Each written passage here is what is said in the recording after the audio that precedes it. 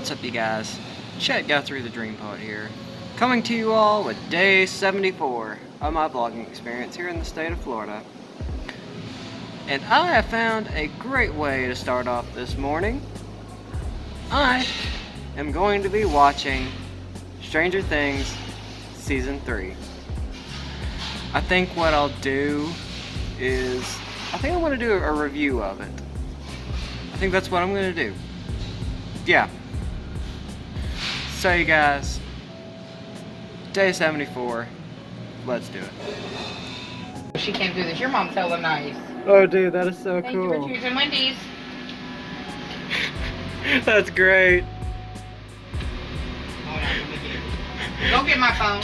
Marissa, bring me my phone. Which one?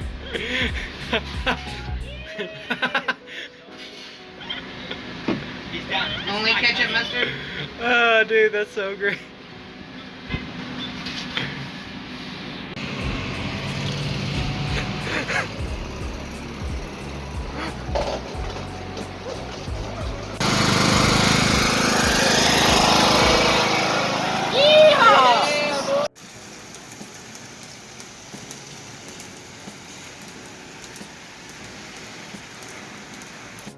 Okay. I am really digging Stranger Things 3. Now, in another video, I think I will do a review of it. Mostly because I need to gather my thoughts to really talk about it. So far, after watching 2 episodes, I really like it. I'm liking the development. I like where it's going. So, let's head back to the boat. I know it's a little bit rainy. Who knows? Maybe even I will do a review. I wish it just wasn't raining so very much. Oh God, it's still raining! I'm sorry, it's been raining for about 12 hours now, since I got off from work, and since I went into work. So you guys, I think we are going to do a spoiler review of the first episode of Stranger Things 3. Well, the good news is, it finally stopped raining. The bad news is, it's about 11 o'clock outside. So anyway, you guys, here is my review of the first episode of Stranger Things 3. Now, I really like so far what's going on with the new season. I know that there was a 1-year hiatus on the show, but it more or less picks up in the summer after season 2, after Elle closes the door on the Upside Down. Now, it looks like everyone is a little bit older, so it kind of makes me wonder if there's some kind of time skip. I'm not too sure, but still, I like the character development. I like what the Duffer Brothers have done in developing the gang's characters, starting from tweens to the rebellious teens. What I'm trying to do in this review, I'm trying to keep part of it not spoiler free, and the other just, well, straight up spoilers for those who have already binged watched it, even though it's only been at only about 24 hours. I imagine there are probably people who have already done that. I give them respect, very mad respect. There's a lot of interesting character development, as I was saying. You kind of get a look between Jonathan and Nancy's characters. It's very interesting, and plus you kind of see where the Upside Down and opening the doorway to that is not just in the U.S. but in other countries as well. Overall, really good character development so far. I like where it's going. So let's get the rundown of episode 1. You know, I think there is something going on between Hollywood and Russia right now. I'm not sure, unlike everyone else in the world, if you have caught on to the HBO series Chernobyl. Well, this is how episode 1 of season 3 starts out. It starts out in a Russian base, Soviet Russian base in 1984.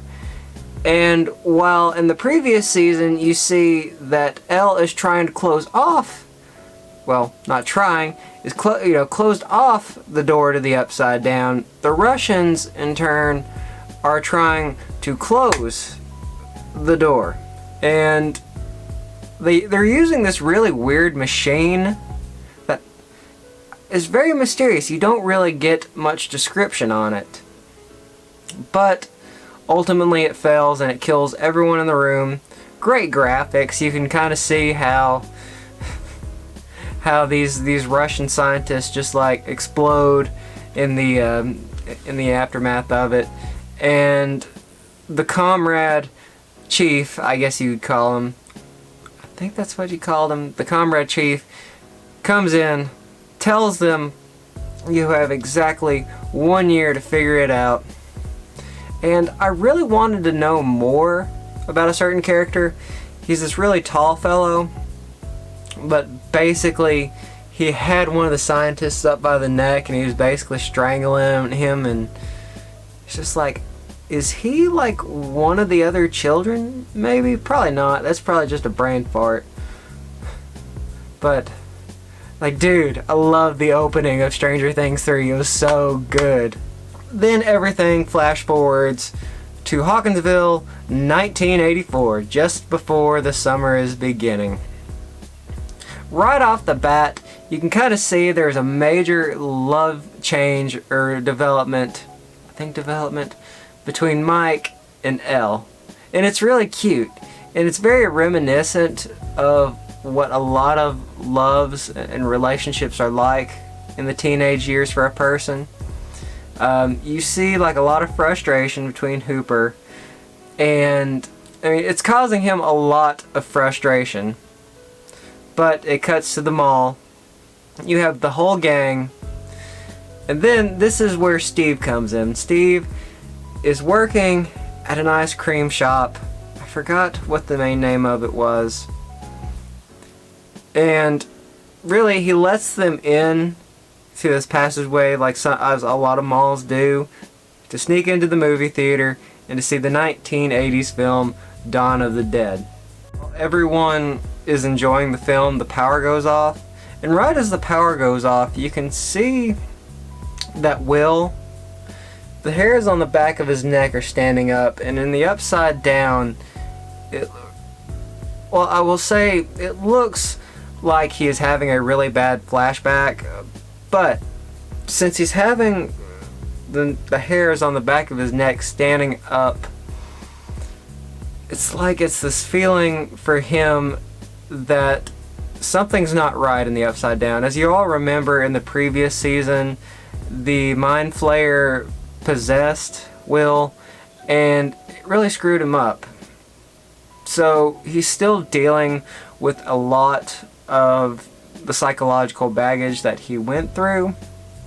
I like how the Duffer Brothers did that. But everything cuts to that.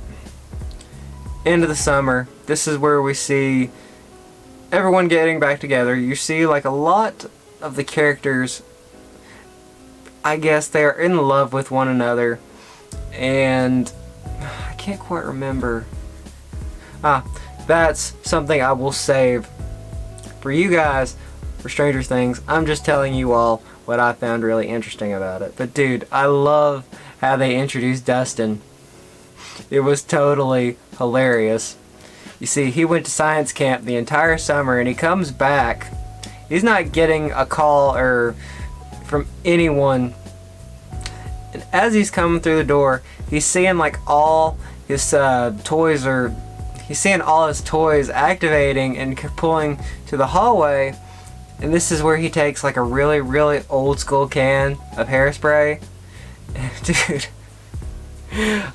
he sprays one of his friends in the face with old school hairspray.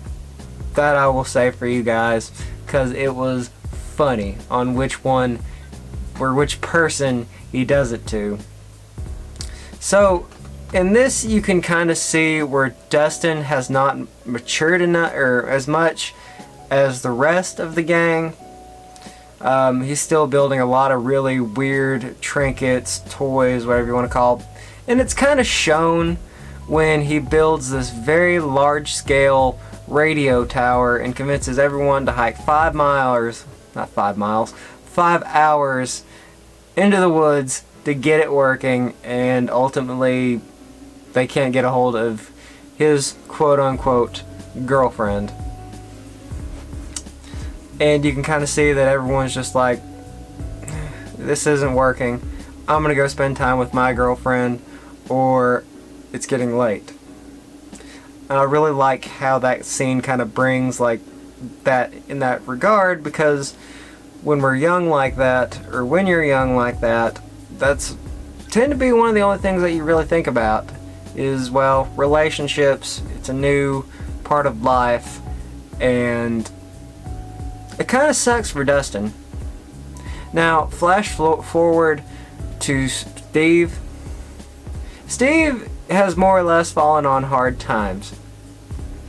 If you all recount in the beginning of the episode, he's working at an ice cream store. His luck with the women is not all that great. He has fallen. Everyone's going to college, and he is just basically working a dead-end job. But you can see that the friendship between he and Dustin is still very much alive compared to season 2. Now that is for episode 2, which I will do a review tomorrow night, simply because I'm not going to binge watch it. I'm just going to keep doing one right after the other. So that relationship, that dynamic from season 2 is still very much in there. It seems like Steve and Dustin have become more or less like two brothers. Now we see a very large development in the relationship between Nancy and Jonathan. They are living together. They are working together in the Hawkinsville Times. Now, Nancy's having a problem getting higher up in the ranks, while Jonathan, everybody seems to like they kind of like Jonathan. But Nancy is being put through, I guess, what you consider what would be going on in the 1980s. A lot of chauvinism, a lot of a very male-dominated world in the journalism industry, which, coming from being a journalism major, I do see that a lot. So, but I really like the character development. Now, the one thing that I really wish I could know more about is the exploding rats. Like, dude, I'm very curious to see what those Russian scientists have done to cause the rats just to basically go into a basement and just like explode.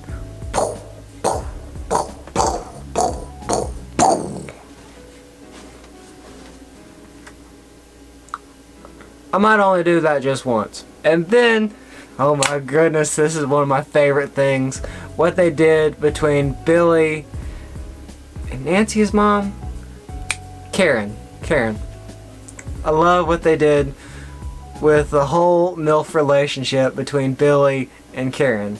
As you saw in season 2, it kind of alluded to it, but dude, they went full on with this. Now, Karen, she does fall for Billy, but right as she's leaving for the door, before she leaves, she's basically putting on a really nice dress, and she takes her wedding ring, and you can see like this, there's like this really thick dialogue that she is about, well, she does toss the ring on the table, and she's heading down to the door, but then she sees her husband and her youngest daughter sleeping on the couch, and then she decides not to go, realizing that her family is more important. Billy, on the other hand, He looks like he's about to have himself a fun night. But he crashes, and somehow there's this unknown creature that pulls him into the Upside Down, and to what I can only describe is that he is the new vessel for the Mind Flayer. Now, those are some of my favorite things from Season 3 so far in that episode. There are some things that I did not go over. I want to keep at least some spoilers there for you guys. As always, Stranger Things is an amazing season. They're an amazing show in general, and the Duffer Brothers are very much geniuses. I love how they continue to call back from the 80s. Like The Who, for example. I love The Who. One of the most amazing bands that ever came to America during the British invasion. And also you have a lot of callbacks like E.T., for example, the extraterrestrial. You saw a lot of reminiscence in that when they were at the radio tower pulling in a Russian signal. So you guys, that is my review. Sorry it was a spoiler review, but hopefully you've already binge watched it. Or if not, hold off on this video and go see it. And today was kind of a dud, yes, I will admit, but the kid in a Spider-Man in a Spider-Man mask, riding a lawnmower through the drive-thru at a Wendy's. That, my friends, was hilarious. Still, keep up and watch that part of the video. That's hilarious. So, you guys, I'm calling it a night. Remember, subscribe and hit the bell icon. That will put you in for a chance to win a $50 Walmart gift card, as well as the first ever Dream Poet t-shirt. But wait, there's more. And you will also have an additional chance to win 2 t-shirts, as well as 2 framed photos of mine that I will never do again. So remember, keep up with me at Dream Poet at Facebook, as well as my Instagram, in the links below. Thank you all for the love and support. Love you all very much. Day 74 is good, you guys.